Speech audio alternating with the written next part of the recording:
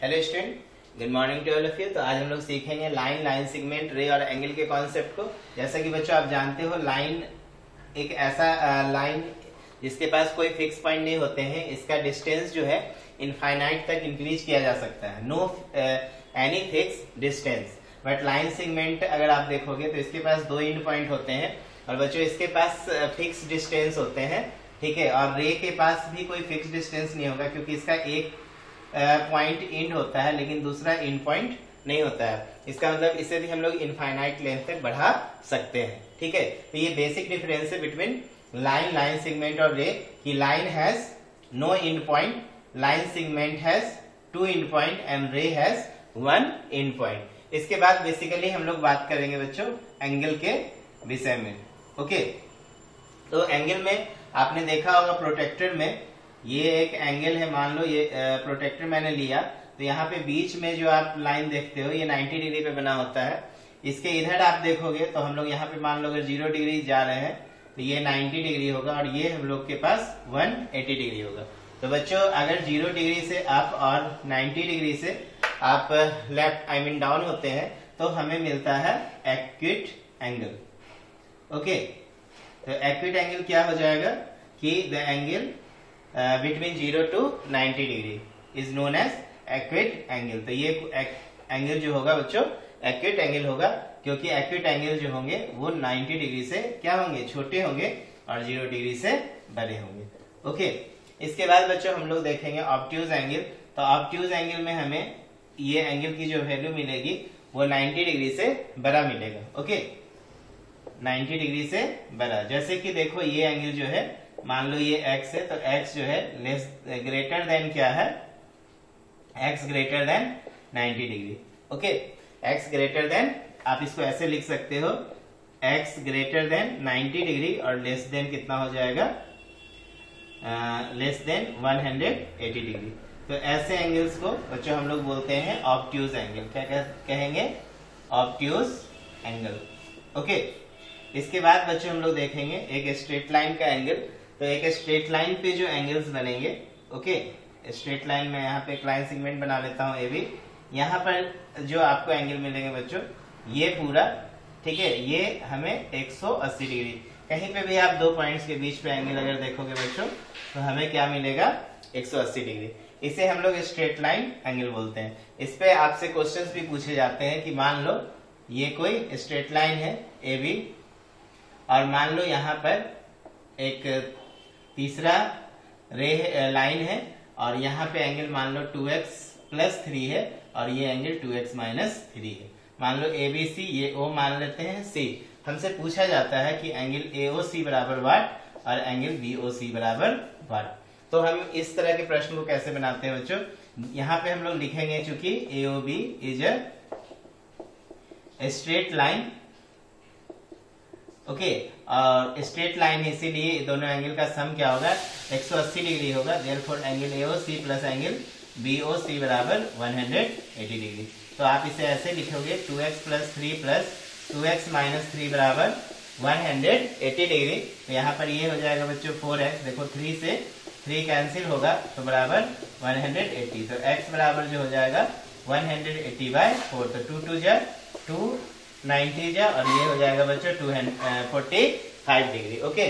Therefore हम लोग यहाँ पे एंगल AOC निकालते हैं। तो AOC जो होगा 2x + 3 तो 2 × 45 + 3 हो जाएगा। तो ये 90 + 3 बराबर 93।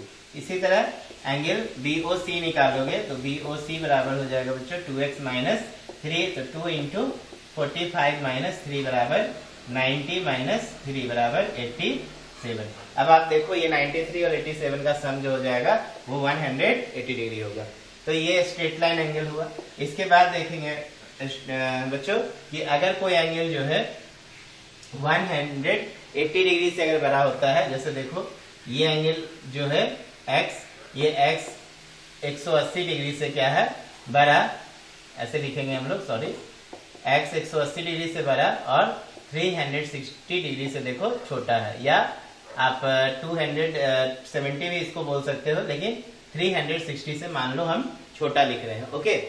तो ऐसे एंगल्स को हम लोग बच्चों क्या बोलते हैं, ये एंगल आपका कहलाएगा रिफ्लेक्सिव एंगल। क्या कहलाएगा? Reflexive angle. तो रिफ्लेक्सिव एंगल का जो मान होगा वो बच्चों 180 डिग्री से बड़ा होगा। ठीक है ना, ध्यान देंगे। और बच्चों एक एंगल जो होगा कंप्लीट एंगल होगा। जैसे मान लो कि हम यहाँ पर से चले और फिर वापस यहाँ पर पहुंच गए, तो ये पूरा हमने एक जब सर्किल बनाया, ओके, यहां से यहां तक जब आप पहुंचोगे तो ये कहलाता है कंप्लीट एंगल। तो कंप्लीट एंगल जो होंगे वो 360 डिग्री होंगे। Okay, no problem.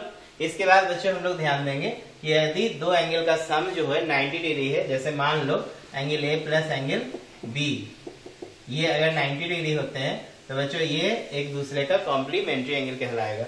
ओके, तो A and B are angle A and B are complementary angle.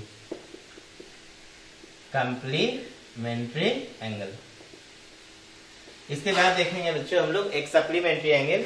यदि angle A plus angle B का सम 180 डिग्री होगा तो एंगल ए और बी को then angle A and B are known as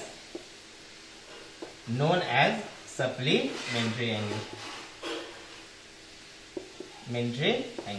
तो ये काफी इंपॉर्टेंट क्वेश्चन होते हैं कम्प्लीमेंट्री एंगल और सप्लीमेंट्री एंगल पे बेस। मैं आपके लिए एक लेक्चर भी बनाऊंगा जिसमें ढेर सारा क्वेश्चन हम लोग सिर्फ और सिर्फ कम्प्लीमेंट्री एंगल और सप्लीमेंट्री एंगल्स पर बनाएंगे। ठीक है, जैसे यहाँ पे हमसे पूछा जाए कि ये बताइए 30 डिग्री का कॉम्प्लीमेंट्री एंगल क्या होता है, तो बच्चों हम 30 डिग्री का कॉम्प्लीमेंट्री एंगल 90 माइनस 30 लिखेंगे, ये हो जाएगा 60 डिग्री। इसी तरह हमें 45 डिग्री का कॉम्प्लीमेंट्री पूछे तो 90 डिग्री माइनस 45 बराबर 45। तो याद रखेंगे बच्चों कि 45 का कॉम्प्लीमेंट हमेशा 45 होगा। तो यदि आपसे पूछेगा कि वह कौन सा एंगल है जो खुद का कॉम्प्लीमेंट्री एंगल है, तो आप बोलना 45 डिग्री। अगर हमसे बच्चों x का कॉम्प्लीमेंट्री एंगल पूछेगा तो हम 90 माइनस एक्स लिखेंगे। x प्लस वाई का कॉम्प्लीमेंट्री पूछेगा तो 90 माइनस एक्स प्लस वाई लिखेंगे, ब्रैकेट में x प्लस वाई दोगे। इस तरीके से आप कॉम्प्लीमेंट्री एंगल के कॉन्सेप्ट को बता सकते हैं। इसी प्रकार यदि हमसे सप्लीमेंट्री एंगल के विषय में पूछे, ठीक है, आप इसको अगर नोट करना चाहते हैं तो वीडियो पॉज करके नोट कर सकते हैं। इसके बाद हम लोग देखेंगे बच्चों सप्लीमेंट्री एंगल के विषय में।